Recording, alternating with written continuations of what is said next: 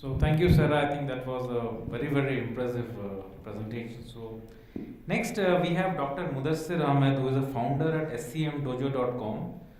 We'll speak about how to use influencer marketing to promote your brand and product.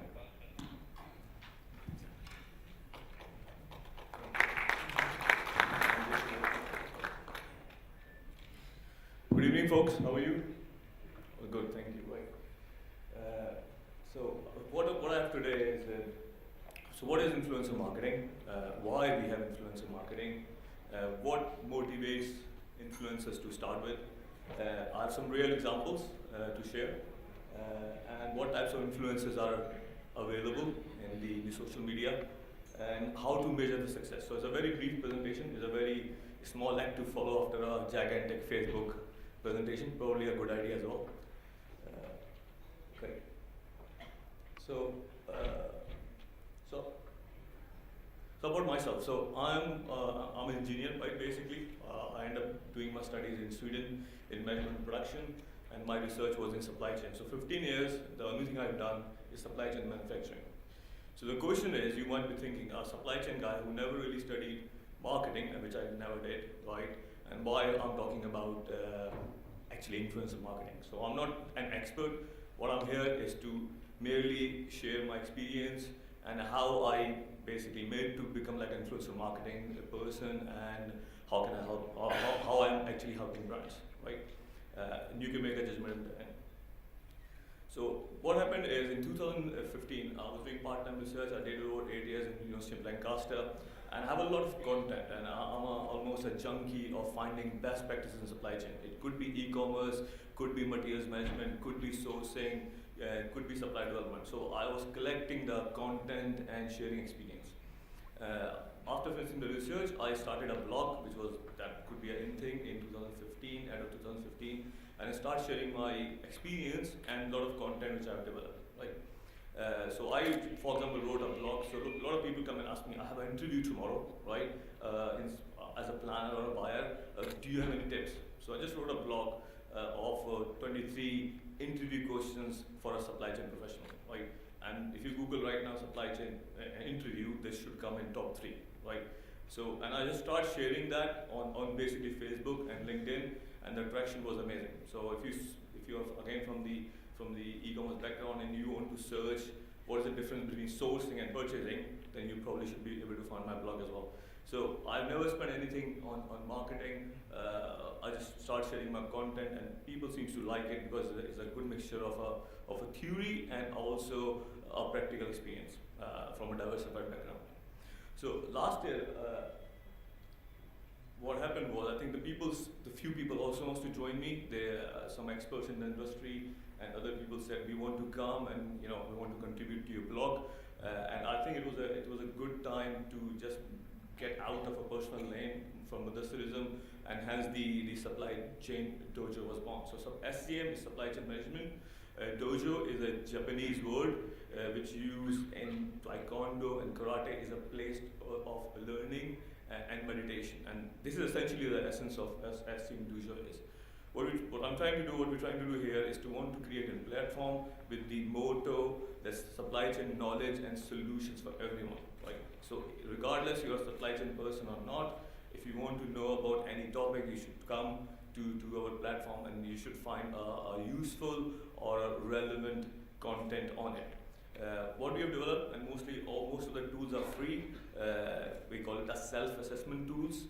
What does that mean is, if you want to know how good you are in materials management, how good you are in inventory management, or how good is your sales and operations planning process, you come in, you do the self-assessment yourself, and it will give you basically a graph at the end that these are the categories or a knowledge basis you got it covered, and these are the knowledge gaps.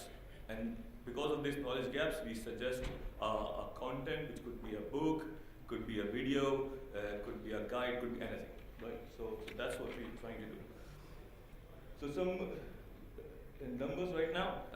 On LinkedIn, we got about 25,000 followers. Facebook about 19,000.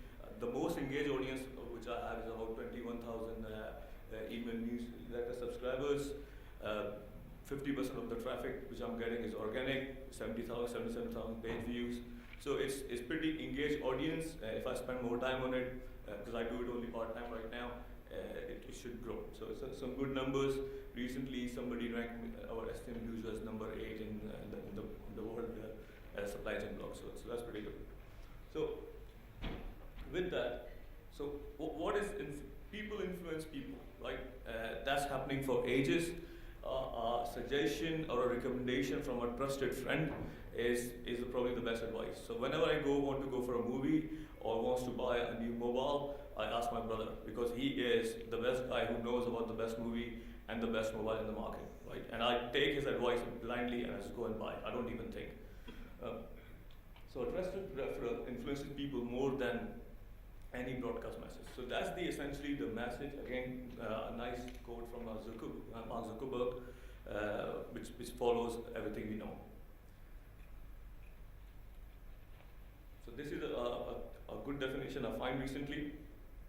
At its most core, influencer marketing is basically a hybrid of an old school marketing tool and the recent advent of content marketing.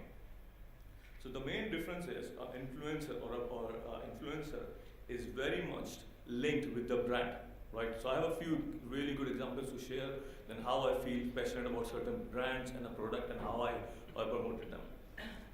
Influencer marketing, it builds trust and it builds credibility.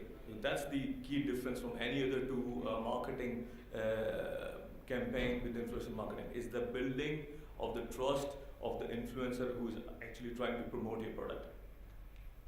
So an influencer marketer doesn't have to be a celebrity. It could be normal people like me. Could be you, who are basically authority, which people think they are credible and they want to listen.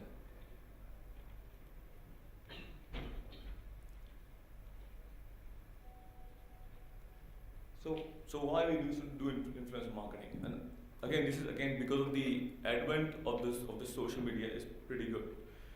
So right now, the research shows the most engaged and the fastest growing method of marketing right now is influencer marketing, followed by organic search of Google. People spend a lot of money on SEO, paid marketing, email campaigns, and all that. So if you go to Google Trends right now and try to search influencer marketing, it would come at the highest number of searches from the Google Trend.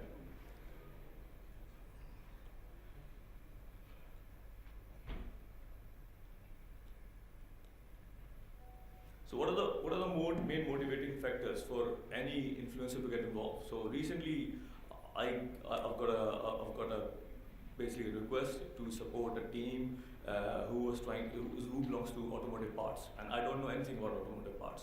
So I have to say, unfortunately, guys, I cannot help it. The first thing which is important to me, if I'm trying to write a content, if I'm trying to promote a product or a person in itself, because I generally actually promote some colleagues as well, because they want me to put their profile out there, some CEOs, some COOs, so I just write a blog, I just do an interview with them, because I know if I'm talking about them or a product, everything they're about to say or every product which I'm about to promote is useful for my audience. So that's the base thing. It has to be useful for my audience. It has to be relevant to the topics I talked about. So if you see the first three blocks is the opportunity is relevant to the influencer and it's useful to the audience. And the third thing which is most important that I look at is they are not my competitors, because if I start promoting competitors, then that's not clearly good for the business, right? So that's the other three main key areas which I focus on. Right.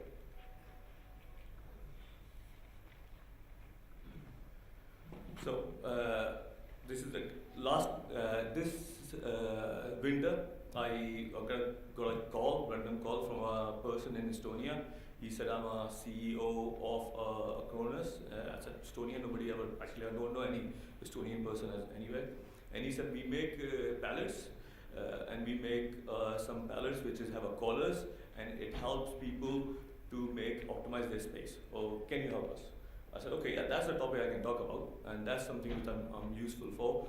So I asked them, okay, can you just make me a short video of your product and how you use it and how it helps people, right? So with that example, I wrote a blog, which is a warehouse space optimization, 17 tactics to use to improve warehouse space. So that blog, again, as soon as posted on LinkedIn and Facebook, people start liking it, and that guy was super happy because they started getting some new orders, some international audience, and actually they get more engagement than they actually even thought, right? And I did it for free, just to keep it simple, right? But again, then we start doing more business, and it's getting pretty good. One of the examples, which is nothing to do with supply chain, is a very interesting story. In 2017, I was in a conference like that, and there was a CEO of a company called Gymshark. The CEO of that brand, he was like 25, I think. So when he was 18, 19, he started a company, basically just printing some sports tops and selling some sports product from his home, the usual startup story. And his focus was basically to focus on the people who wants to wear gym products. So from 2012 to 2017, the revenue is 100 million. There's a lot of stories like that, but there's a reason I picked them up. So when I asked the question, so what is your main marketing tactics? He said, we do not do anything. We only reach influencers on Instagram and they promote, right? We do not have any other marketing tactic. That's our key focus. So all those good-looking people in the picture, they are their influencers. All of them have some of them have got millions of followers, and they are almost on a monthly retainer, and they promote their product. So in a jovial fashion, I asked him, "Oh, can I be your influencer?" He said to me, "You are too old and too unfit to be my influencer." Right. So for the first time, somebody insulted me, and it felt okay actually. Right. It felt pretty fine because for two reasons. Because that young guy exactly know what his audience is, and he exactly know who are the right people he wants to pick up as his influencers, right? So few of them I follow. I'm not going to tell you which one in the picture, right? But they have crazy audience. As soon as they post any stories, right, you can see they have thousands of views, right? It's crazy. So again, I think that Sarah just talked about the algorithms and how the engagement, and this is the beauty of the influencers, right?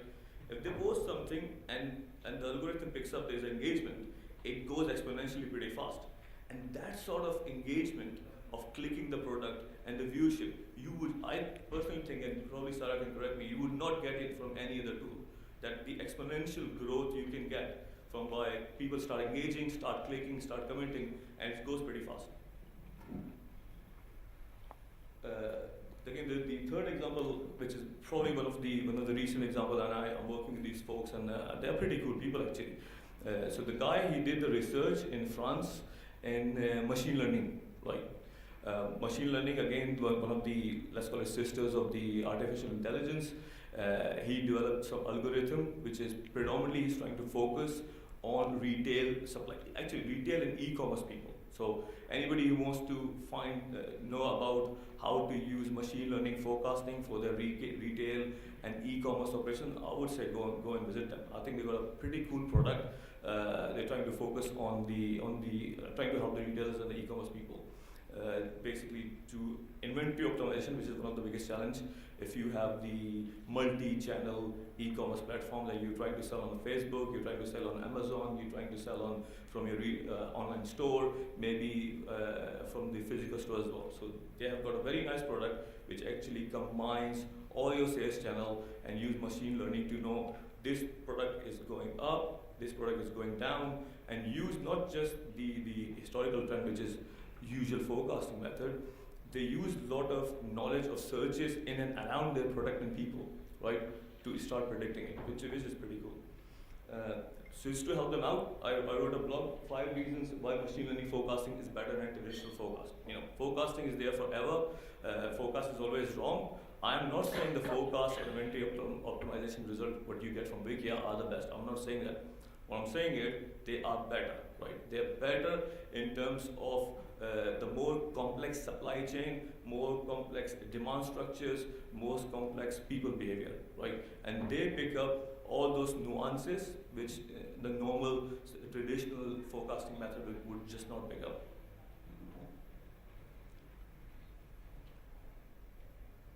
Okay, so types of influencers. There's the famous celebrity people which you can hire. Some local people who are maybe social workers which you can promote your product. Networking people. For example, we have a Brian here. I don't see him. He's a very well networked guy. So if you want to know anything about UAE, you just go and see Brian, and then Brian will definitely find somebody who knows somebody who can be useful to you. Right? Authorities. Which could be a subject matter experts, which could be somebody who's written a book. That can be the right people to promote your product. Of course, media. I would not recommend for the startup to use media, but if you have money, for sure. And micro influencers. So somebody like me who's got a few thousands of followers. I have a very engaged audience. I know if you're gonna post something, I will definitely gonna get 5,000 clicks in 5 days. I would never gonna promise anybody 50,000 because that's not going to happen. But very engaged audience to get to what you're gonna want to get to. Okay, so how to measure success, and that's probably the most tricky part. So if somebody come and ask me, how many clicks you're gonna get? My answer is I don't know, mate. Honestly, I have got no clue how many. Right? I cannot even measure that. So if you're coming for a click, influencer marketing, it's not the right channel. I think the channel was Sarah talked about a focused number of views, focused number of clicks, pay for click marketing, right? All those sort of stuff. That is the right thing. What I can promise is from my audience you will get more engagement. But if you get more revenue, more social media engagement, and increased traffic, then it's probably you can measure it. But to attribute to influencer marketing is probably very difficult, however possible, right?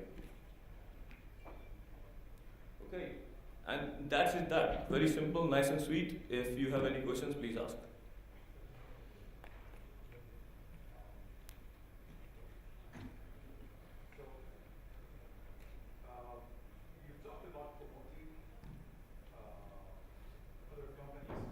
You've talked about promoting other companies on your the social media accounts that you have, and obviously you're getting paid for that.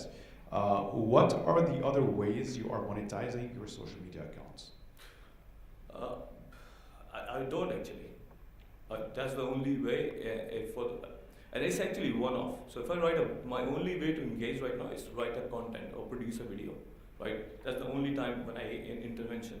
And that's the beauty of the package. Because I'm a micro-influencer, I need content as well. If I don't have a content, then I'm no good as well. So if I'm getting, for example, Wikia, for me is a sexy product, right? Actually, I want to promote them because they put me into one of those categories, one of the person who's coming back with the new products and sharing with the people. So one-time intervention, one-time payment, and I share this blog for infinite times. That's cool with me. All right. I guess you realize you are also building your business on rented estate. So it's not something that you own, meaning that your account on Facebook, your account on LinkedIn, and other media can be closed down if Facebook, for example, wants to close down your account. You've lost connection with all your audience on Facebook. Yes. So it's not something that you own. Yeah. What are you doing to actually build your own platform? Anybody who is involved in social media should know this guy called Gary Vaynerchuk. So if you don't follow Gary, you should go and follow. He's one of the most influencer in terms of social media marketing. And his advice recently, I was watching a video, was that if you are just on Instagram, you are dead, right? Because your account get closed and you will know what to do. So diversify, right? So you have to diversify. It's almost like investment. You have to have a diversified portfolio to change. So LinkedIn is not linked with Facebook followers. I'm trying to focus on YouTube and, for example, Twitter as well. The best ROI I have is my email news subscribers. So I have a 21 very active. It could be 30,000, but I delete the inactive ones because they don't open my email. So 21,000 engaged audience. And so one of the reasons actually Mohit keep messaging me and keep asking me, oh, please share my conference in my newsletter. And that's why he does it, because he knows if I can send it out to my 21,000 subscribers, because they are mine. I've got the list, it's on my hard drive, it's in the newsletter software I use, and so I think that could be the way I think I can answer your question. And what media do you have accounts on? What media? Do you have accounts on? You said you're on YouTube and what other? I've got all the things. I've got LinkedIn. So because I'm not, as I said, I'm not selling gym tops. So for me, Instagram cannot be the right channel.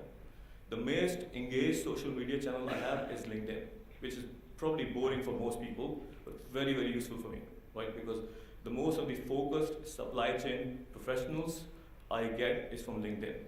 My 19,000 Facebook likes are, I would say, if I compare from the engagement on the scale of 1 to 10, if LinkedIn is 8, Facebook is 2. Because Facebook people, they are here to like people, more relaxed time in the evening watching television. So they are not the one, because my content is very technical, right? It's focused on a supply chain which is a professional niche. It's not a leisure niche, right? I'm not selling beauty products, I'm not selling sport goods. So it's a very technical niche. So to substantiate that, the most traffic or most engagement I get is on between 12 to 3 o'clock on Monday, Tuesday, and Wednesday. Okay? Huh? Is PM. Right? So can somebody answer? Again, I repeat. Between 12 p.m. to 3 p.m., Monday, Tuesday, Wednesday, I get most traffic on. Why? Anybody can answer this? No? Hi. I just wanted to build on something that you said before.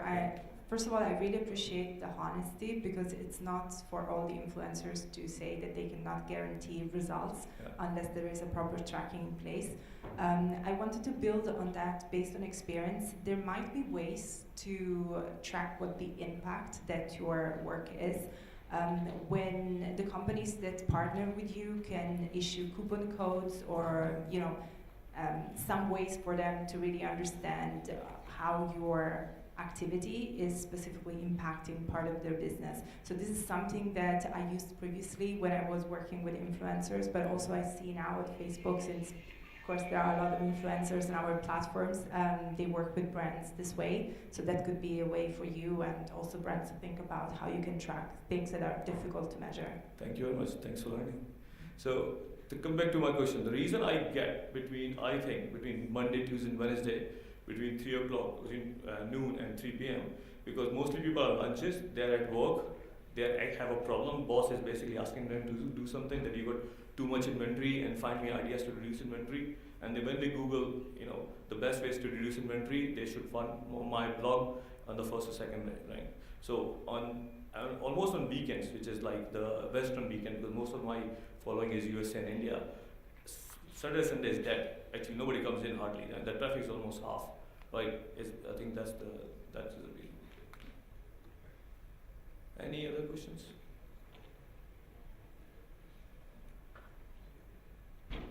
I think that's it. Thank you very much.